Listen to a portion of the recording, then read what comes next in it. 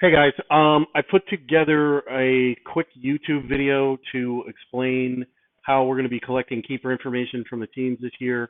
We have done that in email in the past. We're just going to do it on a cloud-based spreadsheet now, just to make it a little bit easier to gather the information, so we don't have a million emails to sift through. And it's kind of one-stop shopping for you guys as well. We sort of simplified the process of figuring out who you have and where you can keep players on your roster as it was at the end of last season. So the way this is going to work is you're going to receive an email, and I sent this to myself for my team, obviously, but I'm the commissioner. So you'll get a Travesty football email saying NFC keeper selections, or AFC if you're in the AFC. It's going to bring you to a link to a Google Sheets document, and that's going to have everybody's rosters on it. So there's 4 tabs on here. So one is going to be rosters. The second one is going to be the keepers tab. This is where you actually make the selections of who you want to keep. The third one is the draft board. So this is so you can take a look and see if you have a pick available for the rounds you had. We did have a few trades. So for instance, Craig doesn't have a 5th rounder. Dan and Rob don't have an 11th rounder. So if you're keeping a player and it's going to take that draft pick to keep them, it's going to have to go one up. So we put that there for your reference. And then obviously this is the order for the draft. And then we have the tab for the 2018 and 19 keepers. So these are previously kept players. So if you've kept a guy before versus maybe a guy that doesn't have, that does have longer keeper eligibility, that's just something you want to take a look at as well. So how this is going to work is you're going to want to take a look at your roster first, obviously. So this is everyone's roster as of the end of last year. So this is straight out of the MFL site, and this is not who you drafted. This is your team at the end of the year. Free agents, trades, all of that. These are the only guys eligible for you to keep for your team. I did put quick links here for each team, so you don't have to scroll. You basically just hover over your name and then click on the little arrow. It'll bring me straight to Craig's team, and then there's Craig's whole team. So pretty simple. And then you're going to see, obviously, the 2018 points for all the players. That's going to really be a good indicator of the guys you want to keep. And then we've got their 2018 position and their 2019 position. So I drafted Baker Mayfield in the 15th round last year. I can keep him for a 13th this year. Pretty self-explanatory. Free agents. So Philip Lindsay, I got on free agency.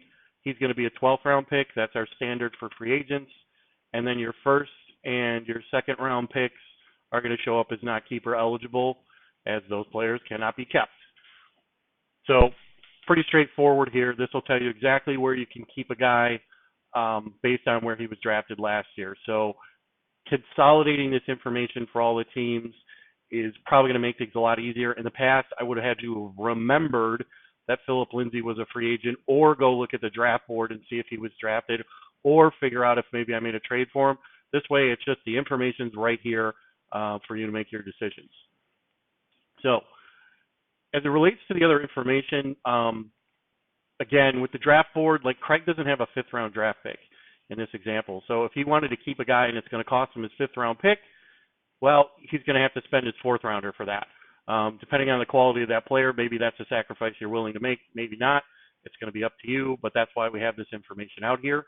Obviously, as any trades come through, if people are trading keeper slots, we will go ahead and update this board accordingly as the trades come in.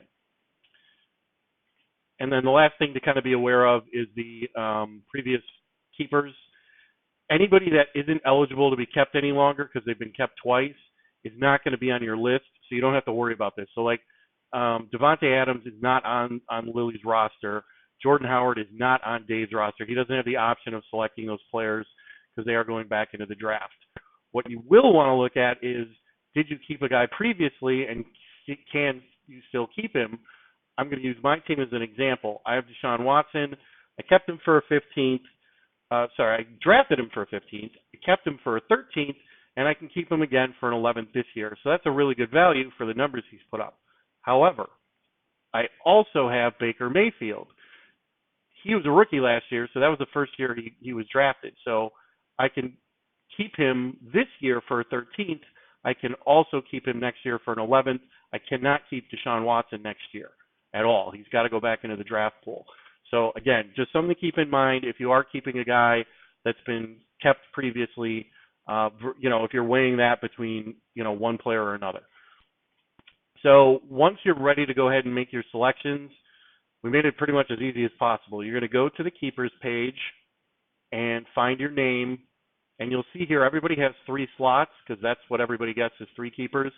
We haven't had any trades of keeper slots in the NFC so far, so everyone is set up with 3 right now. If we do have trades, we'll obviously adjust that accordingly. But basically, you go to a little drop-down arrow and pick your player. The spreadsheet's automatically going to update based on where that player was drafted again last year and where you can keep them this year, and then you just go down the line. So I'm gonna stockpile quarterbacks and keep Deshaun and Baker Mayfield, and then I also want Philip Lindsay. He was a free agent, so he'll be a 12th round pick. I'm basically done. I've made my keeper selection. This is a cloud-based document, so you can go in here anytime up until the keeper deadline and make changes if you see fit. We won't lock anything in until after the deadline has been reached. But once you make your selections, you don't have to save or anything. You just close out of this, and those changes will automatically be saved on the cloud-based document. So if I go back in here,